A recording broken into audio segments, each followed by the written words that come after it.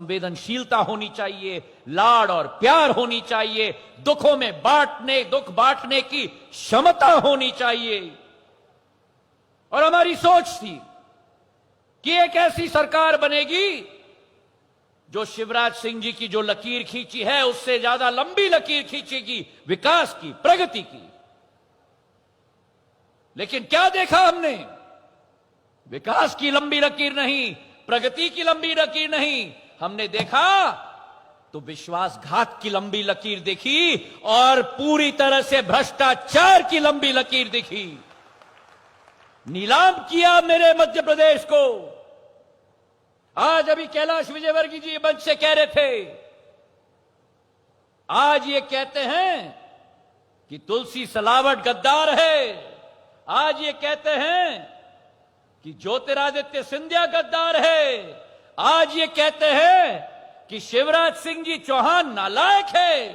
मैं इनसे पूछना चाहता हूं, जिस सरकार ने कहा था कि ये वचन पत्र नहीं है, ये तो हमारा धर्म ग्रंथ है, तो जिस पार्टी ने अपने धर्म ग्रंथ पे काली पोती, वो पार्टी ने मध्य प्रदेश की 7.5 करोड़ जनता के साथ विश्वासघात नहीं, गद्दारी की है। गद्दारी मेरे भाई और बहनों, कहा था इन्होंने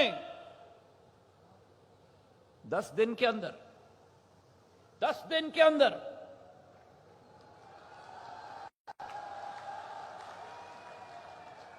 10 दिन के अंदर हर किसान का कर्जा माफ। और अगर 10 दिन के अंदर किसान का कर्जा माफ नहीं हुआ,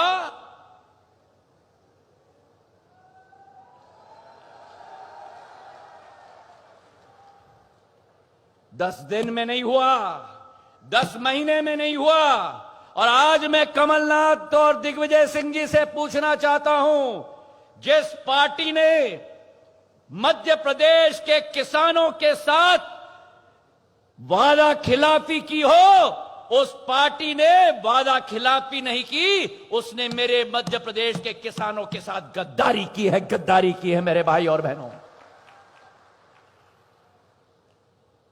कहा था इन्होंने 25,000 शिवराज सिंह जी ने दिया कन्यादान योजना में, इनका 25, हमारा 51। याद है ना? 51,000 देंगे। अरे कितनी बेटियों की शादी हो गई, बारात आई और वापस घर भी निकल गई, बहू अपने नए घर में पहुंच गई, 1 साल बीत गया,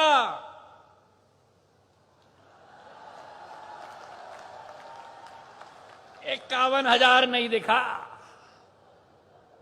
तो जो मेरे माताओं और बेटियों के साथ विश्वासघात करेगा, वो विश्वासघाती नहीं मेरे भाइयों बहनों, वो इस प्रदेश के सबसे बड़े गद्दार है मेरे भाई और बहनों। मेरे नौजवान यहां बैठे हुए हैं, यहां बैठे हुए हैं। कहा था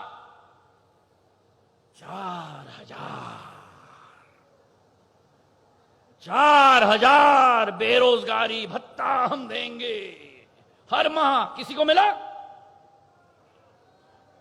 जो मेरे नौजवानों के साथ विश्वासघात करता है, वो विश्वासघाती नहीं, वो गद्दार कहलाता है मेरे भाई और बहनों। और आज अगर सिंधिया परिवार का मुखिया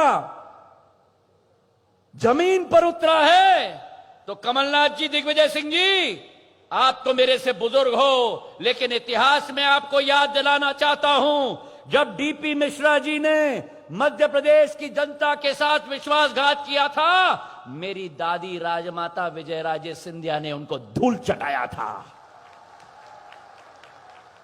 मेरे पूज्य पिताजी के साथ जब नाइंसाफी हुई थी, मेरे पूज्य पिताजी ने भी कांग्रेस को आईना दिखाया था।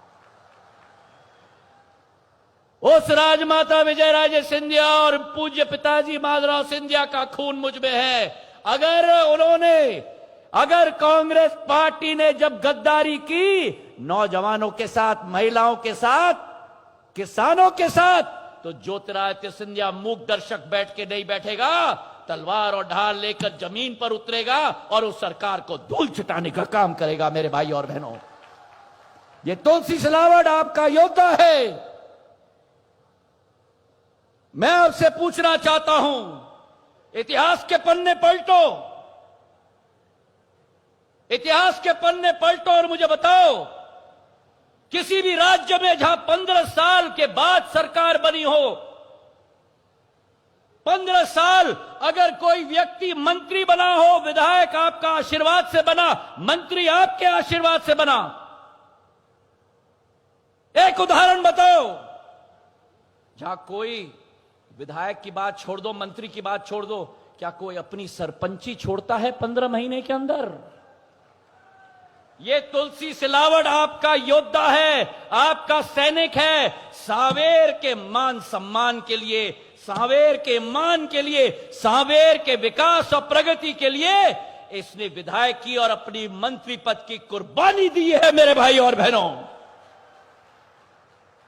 और आज आपको निर्णय लेना है, जो कैलाश जी ने अभी मंच से कहा, यह चुनाव तुलसी सिलावट जी का नहीं है।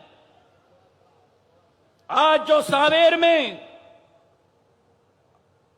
उद्वन माइक्रो सिंचाई परियोजना, शब्द तो बड़े आसान से निकल जाते हैं मुंह से, 2419 करोड़, एक एक करोड़ की योजना को लाने के लिए जनप्रतिनिधि को कितनी मेहनत मशक्कत करना पड़ता है, उसका एहसास हमें होता है।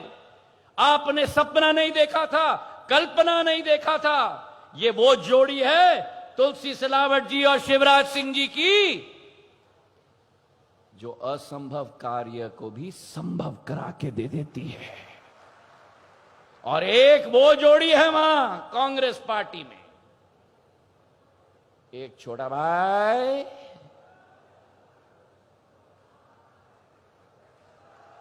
एक बड़ा भाई। चेहरा किसी का दिखाया और पर्दे के पीछे कठपुतली की तरह दौड़ी कोई और खींच रहा था। और ये याद रखना,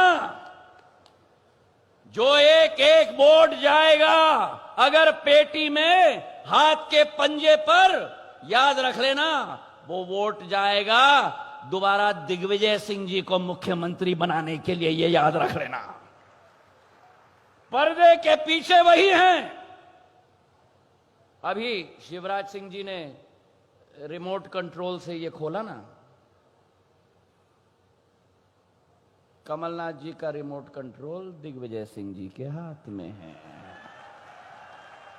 और देख लेना, देख लेना, और देख ही रहे हो, इस चुनाव में भी 2018 के चुनाव की तरह दिग्विजय सिंह जी पर्दे के पीछे। अभी ताली क्यों बजाई? चुनाव संपन्न होने के बाद दिग्विजय सिंह जी पर्दे के आगे। क्या मध्य प्रदेश को दोबारा उस जोड़ी के हाथ में देना है? और यह सन 1980 में एक जोड़ी निकली थी मध्य प्रदेश में, मोतीलाल वोरा जी की और मेरे पूज्य पिताजी की। उसको कहा जाता था मोती माधव एक्सप्रेस। तो आज आपके सामने वही एक ऐसी जोड़ी संकल्प आपके सामने है। हमारे मुख्यमंत्री शिवराज सिंह जी, कैलाश विजयवर्गीय जी और ज्योतिरादित्य सिंधिया की जोड़ी आपके सामने है। तो मतदान के समय याद रखना, ये तुलसी सिलावट जी का चुनाव नहीं है, ये चुनाव